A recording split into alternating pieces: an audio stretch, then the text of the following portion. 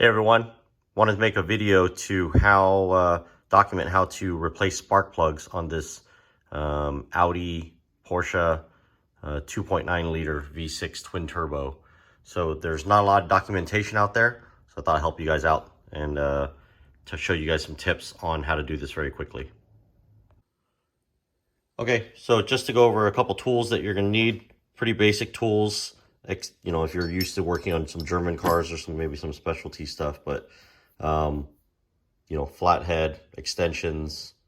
You will need two 6-inch extensions and a 3-inch to get into some of the spark plug sockets. 14 millimeter 12-point magnetic socket for your spark plugs. A regular flathead, a really little thinner flathead. Torque wrench for the spark plugs and everything else, a couple ratchets, 16 millimeter wrench, some super extra large Q-tips. I'll show you where I use that to clean really the portholes. You will need some of these spline drives.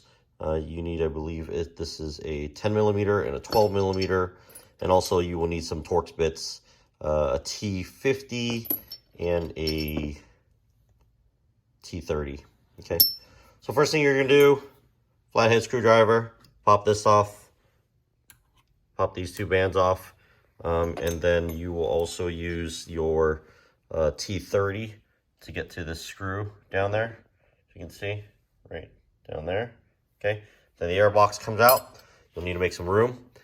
After the air box comes out, you will use the T50, again, for right here.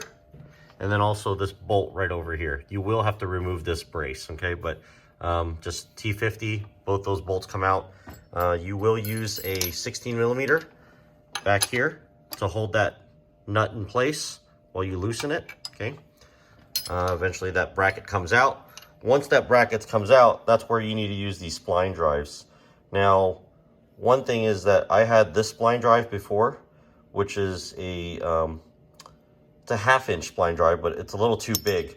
You notice how it's very one skinnier, I guess, at the base than the other. Okay, you need the skinny one. So if you don't have one, you'll have to order it. I just ordered something off Amazon. It's like 20 bucks for a set. But what you need to do with this T12 is that there is a bolt right there that this needs to go to. That goes down to your engine block, and then you will use the T10 to go right in here, okay, to pull that off. And then this brace comes out. You got to take this brace out in order to get to the coil packs, or to remove the wiring harness. This right here is the wiring harness. It's right here. Once this thing comes off, then it's easier to see, but then it's just this piece right here. It's pretty easy. You just kind of pull it out. It's almost like it's the ball. Right? There's two balls on each side and it pops out. If you've seen some other videos, it shows you, people just yanking on the wires and it comes out. Once that comes out, it leaves a little bit of room, and then you can see kind of right in here, try to focus, right in here. This is where you'll use your flathead to pry. And all you do is you just pry it a little bit and see how it pops out. And once it kind of pops out, then you can use that as, you push it down. To remove the wires to the coil packs. Okay, so that's how you remove the plugs on all of them. Just be careful not to break them, obviously. You will also have a T30, okay? I don't think I have any available right now, but the T30 bit actually will go right there to remove the coil pack. So remove the brace, remove this brace, then yank on this, get your finger under it. It's the lift points are basically right here, and then one right over here. It's a little tight, so don't be afraid that you're gonna break it. It'll still pop out. And at that point, T30 to remove the screw, pull the coil pack out. Once the coil pack comes out, obviously use whatever extensions, whatever sockets you need to get to the spark plug. After that, the hole is gonna be a little dirty. There was a little bit of buildup, so I bought these extra large Q-tips. Spray them with alcohol, get in there and just clean all the dirt out, because you want to make sure that the dirt is not down in the hole, or dirt, carbon, whatever it is. There's some black soot down there. you want to make sure you remove that, so that way when you tighten down the new spark plug, it seats real well. This side is actually the trickier side, the driver's side. Took me a moment to try to figure out where all this was, because the other side kind of came off very easily. But in order to do this one, you'll want to, you know, just push these two tabs right here. Okay, and then this, I don't know, ECU or whatever it is, whatever component it is, comes off. Once that comes off, you'll kind of move it around a little bit. It gives you a little bit more wiggle room. But down here, this is the wire harness. Same thing like on the other side. You just kind of yank on this.